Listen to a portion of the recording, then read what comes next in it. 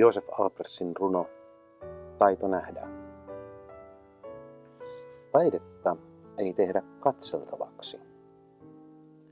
Taide katselee meitä. Se, mikä on taidetta muille, ei välttämättä ole sitä minulle.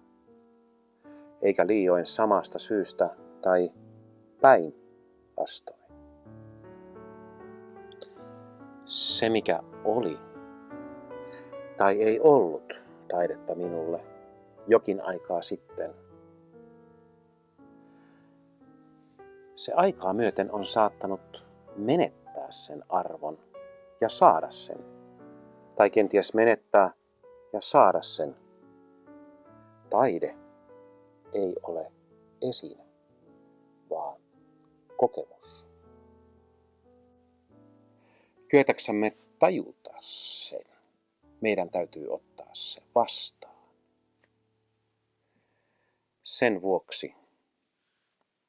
vuoksi taide on siellä, missä taide tarttuu meihin kiinni.